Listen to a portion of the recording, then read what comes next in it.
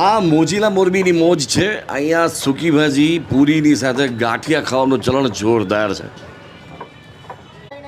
અહીંયા મજાની વાત એ છે કે અહીંયા શાક પણ કિલો લેખે વેચાય, સાથે પૂરી પણ કિલો લેખે વેચાય, અને ગાંઠિયા તો સ્વાભાવિક વાત જ છે, એ તો ચોખ્ખું પર કિલો લેખે જ વેચાવાના છે. ભાઈ સ્વાદનું શોખીન તો આ મોરબી હોય ગજબ. આની પહેલાં એક વખત બટેટા ટેસ્ટ કર્યા હતા આજે, અને આજે પછી અહીંયા સૂકી ભાજી ટેસ્ટ કરી, એટલે જે ચમકારો મળે ને એટલે સ્વાદને ડિફાઇન કરવા માટે શબ્દો ખૂટે નહીં. અને અન્નપૂર્ણા નાસ્તા હાઉસ જે છે એને વેલુભાઈના ગાંઠિયા અને પૂરી શાક તરીકે પણ ઓળખવામાં આવે છે. અને અહીંયા હવે એમના પુત્ર 40 વર્ષની આ લેગેસીને સંભાળે છે. નામ છે એમનું મનીષભાઈ. શરૂઆત કરી હતી પહેલાં ભજીયા બનાવતા, ચંદ્રવિલાસ ભજીયા. અરે વાહ. એને હોનારત પહેલાંથી ચાલુ હતું. ઓકે. હોનારત પછી આ ચાલુ કરી નાખ્યું. એ ટાઈમે પૂરી શાકના સમજી લો ને કે 2 રૂપિયા કે એવી રીતે 100 ગ્રામના હતા. અને અત્યારે 2 રૂપિયા 3 રૂપિયા. અને અત્યારે આખી 250 ગ્રામની ડીશ થઈ છે. 100-250 ગ્રામની અત્યારે 20 રૂપિયા 100 ગ્રામ. 20 રૂપિયા 100 પૂરી શાક. આમાં આમ તો એક ભાજી આવે, પણ તમે મિક્સ કહો એટલે 2 ભાજી થોડી થોડી આપી દે. આપણે ટેસ્ટ કરવા માટે 2 ભાજી લીધી છે, મોરી અને તીખી. અને ઓલમોસ્ટ 10થી 11 જેટલી પૂરી આવે છે, ગાંઠિયા આવે છે ઓલમોસ્ટ 50 ગ્રામ જેટલા, ડુંગળી, મરચાં, સંભારો, કઢી, અને આ છે આપણા પૂરી શાક ગાંઠિયા.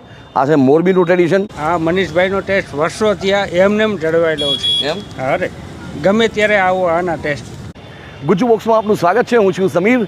અને મોરબીના અમુક મિત્રો આની પહેલાં પણ મને કમેન્ટ કરીને કીધું હતું કે તમે પૂરી શાક ને ગાંઠિયા ને બધું ખાવાના શોખીન હો તો મોરબીમાં એક વખત પધારો અને ખાઓ મારા વેલુભાઈના. એટલે કે અહીંયા વેલુભાઈના અન્નપૂર્ણાના ગાંઠિયા અને પૂરી શાક તરીકે ઓળખાય છે. ગાંધી ચોક તરીકે ઓળખાતી જગ્યા છે, અને એનું પાર્કિંગ છે.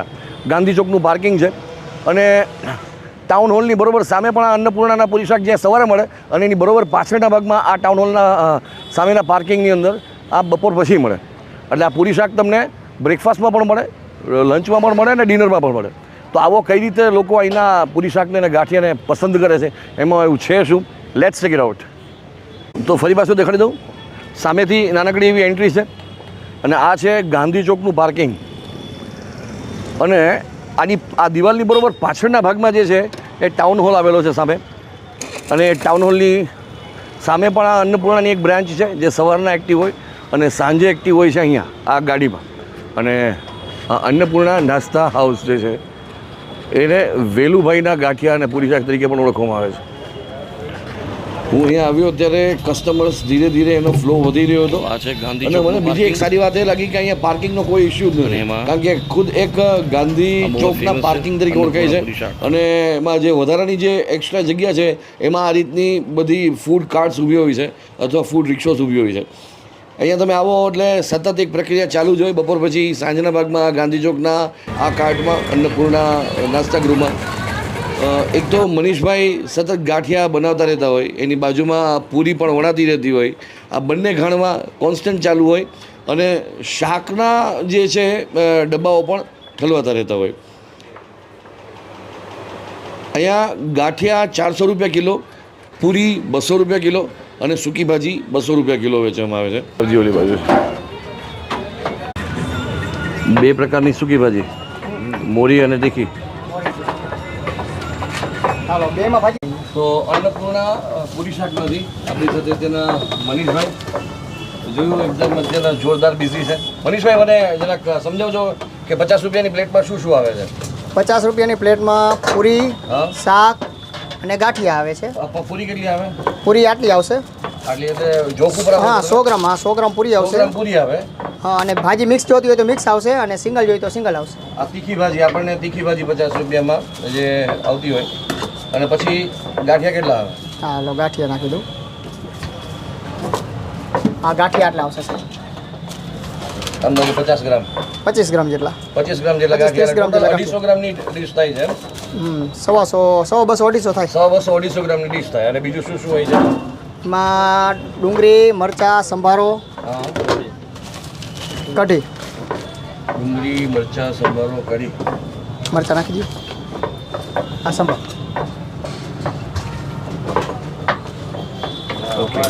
કઢીની વાટકી મૂકવામાં દેવું ભરીને. કઢીની વાટકી ભરીને મૂકવામાં. હા, છાશે મૂકી દેજો. મનીષભાઈ, કેટલા વર્ષથી તમે અહીંયા પૂરી શાકનું કરો છો? 40 વર્ષથી. 40 વર્ષથી? 40 તો તમારી એજ કેટલી થઈ? 40 વર્ષ. એટલે આપના બાપુજી શરૂ બાપુજી કર્યું? અચ્છા અચ્છા. એટલે શરૂઆત કઈ રીતે કરી હતી? શરૂઆત કરી હતી પહેલાં ભજીયા બનાવતા, હા હા. ચંદ્રવિલાસ ભજીયા. અરે વાહ. એને હોનારત પહેલાંથી ચાલુ હતું, ઓકે. હોનારત પછી આ ચાલુ કરી નાખ્યું. એટલે કઈ કઈ વસ્તુઓ પછી એ સમયે શું ખાલી ભજીયા જ વેચતા? ભજીયા જ વેચતા. બરોબર. પછી પૂરી શાકમાં કઈ રીતે ડાયવર્ટ થયા? પૂરી શાકમાં બાપાએ ડાયવર્ટ કર્યું બધું. અચ્છા. હવે અત્યારના એ સમયે શું પૂરી શાકના કેટલા ભાવ હતા અને અત્યારે શું ભાવ છે? એ ટાઈમે પૂરી શાકના સમજી લો ને કે 2 રૂપિયા કે એવી રીતે 100 ગ્રામના હતા. હા હા. અને 2 અત્યારે રૂપિયા 3 રૂપિયા. અને અત્યારે આખી 250 ગ્રામની ડીશ થાય છે. 100-250 હા. ગ્રામની. અત્યારે 20 રૂપિયા 100 ગ્રામ. 20 રૂપિયા 100 પૂરી ગ્રામ શાક, હા. પૂરી શાક અને અને પૂરી અને શાક મિક્સ આવે 100 ગ્રામમાં. બરોબર. અને અને 100 ગ્રામમાં પૂરી શાક મિક્સ આવે એટલે કેટલી પૂરી અંદાજે કેટલી આવે? પૂરી શાકમાં 100 ગ્રામમાં મિક્સ આવે એટલે 5-6 પૂરી આવે અને બાકીનું શાક આવે. એટલે 20 રૂપિયા 5-6 પૂરી અને શાક હા. આવે. વાહ. સાથે તમે ડુંગળી મરચાં ને આ બધું સંભારો, ભરપૂર કઢી. આપો છો. વાહ. અને બાકી બધું આમ તો જેને જોખ ઉપર જોઈતું હોય જોખ ઉપર આવે. હા. બરોબર. સમય શું છે આપણા એનો? સમય સાંજના 6:30 થી રાતના 12 સુધી. મોરબીના લોકોનો આમ ટેસ્ટ કેવો? આમ તીખું ખાવાનું વધારે પસંદ કરે કે હા, મીડિયમ? સ્પાઇસી વધારે ખાય. સ્પાઇસી વધારે ખાય એટલે તમારે આમ જે ભાજી હોય થોડીક સ્પાઇસી spicy. રાખવી પડે. નોર્મલી રાજકોટમાં ને ત્યાં સૂકી ભાજી ખાતા હોય છે તો એ રાઈ ને જીરાના વઘારવાળી ને એ બધી હોય છે, થોડું હળદરવાળી ને. આપણી એની સૂકી ભાજીનો કેવો ટેસ્ટ હોય ના, છે? આપણે એવી રાયવાળી ને એવી બધી ઓછી હોય. આની કઈ રીતે બને સૂકી ભાજી એમ નોર્મલી? અહીંયા નોર્મલી અમારે તીખી વધારે બને અને ઓલી જે રાયવાળી બને ને એ પીળી ઓછી બને. રાઈવાળી હોય એ પીળી બને. હા. તો શરૂઆત કરી દઈએ આપણે, વધારે કંઈ બોલ્યા પહેલાં?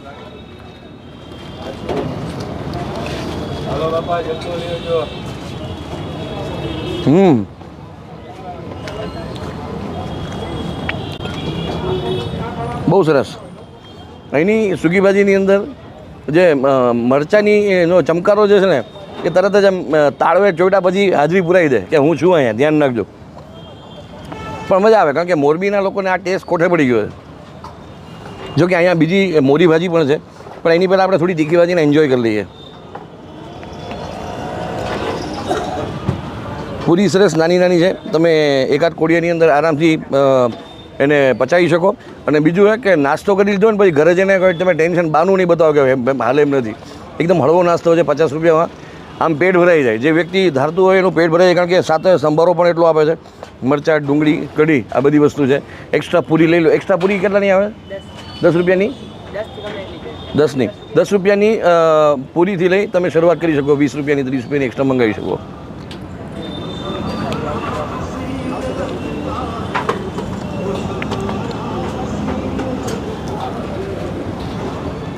અહીંનો કાકડીનો સંભારો પણ આમ છે ને મોરબીની અલગ સિસ્ટમથી બને છે. આપણે ત્યાં ટુકડા બને કાકડીના અને એનો સંભારો બને, એકદમ ખટમીઠો ચિપ્સ જેવો સંભારો બને એનો. ફ્રેન્ડ્સ, વચ્ચે વચ્ચે પાછળની કોઈ કાર્ટમાં મ્યુઝિક ચાલુ થઈ જતું હતું, એટલા માટે મારે અહીંયા ઓડિયો એટલી વાર મ્યુટ કરવો પડે એમ હતો. કઢી પણ એકદમ થીક અને ડિસન્ટ ટેસ્ટવાળી છે. ગાડિયા સાથે હાલી જાય.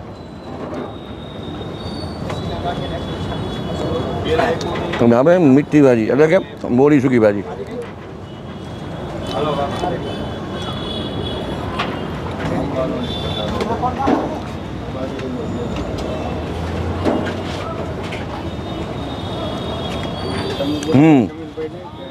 આ સૂકી ભાજી થોડી ગળી છે. જેને આ મરચાં તીખા લાગતા હોય તો જે વ્યક્તિ તીખું ના ખાઈ શકતો હોય એના માટે બે બહુ મસ્ત વસ્તુ છે. એક તો કઢી એકદમ થીક અને ડિસન્ટ ટેસ્ટ છે, સાથે મીઠી સૂકી ભાજી એ પણ તમે આરામથી પૂરીને ગાંઠિયાની સાથે એન્જોય કરી શકો. કઢીનો અહીંયા જગ ભરી દેવા ને એટલે પછી આરામથી લોકો પીતા હોય એમ દૂનામાં ભરી ભરીને. અહીંયા જે લોકો આરામથી પેટ ભરીને અહીં જવા માગે છે થોડી પૂરી લેશે. અને કઢી તો છે ને એ સબડકાની યારે જે મજા આવે કાઠિયાવાડમાં કઢી એમ સીધી વાટકી મોઢે લાગે તો જે હોજરીને સંતોષ મળે એ કઢીની સાચી જેને કહે ને કે સાચો એનો ગુણધર્મ છે. અને આ તો મોરબી છે ભાઈ, આખો જગ ભરીને રાખી દીધું છે. તમે તમારે તેવડો એટલી પી લ્યો. ગરમા ગરમ કઢી છે કરી શકે. મોરબી એક એવી જગ્યા છે જ્યાં તમને પૂરી શાક અને ગાંઠિયા લંચમાં પણ મળી શકે, બ્રેકફાસ્ટમાં પણ મળી શકે અને ડિનરમાં પણ. એટલે ત્રણેય વસ્તુ મળી શકે. એડ્રેસ તો તમને જણાવી દીધું, ટાઈમિંગ જણાવી દીધા. વસ્તુ ટેસ્ટમાં મને તો બેસ્ટ જ લાગી, કારણ કે મને મારા સબસ્ક્રાઈબર્સની સાથે સાથે મોરબીના જે લોકલ મિત્રો છે એણે પણ સજેસ્ટ કરેલું હતું. જે લોકલ લોકો સજેસ્ટ કરતા હોય એનાથી વિશેષ તો પિક્યુલારિટી તમે બીજી ક્યાં ગોતવા જાઓ યાર. તો આ વિડીયો તમને કેવો લાગ્યો એ કહેવાનું ભૂલતા નહીં. મળીએ છીએ નેક્સ્ટ વિડીયોમાં. જય જય ગરવી ગુજરાત. Stay blessed.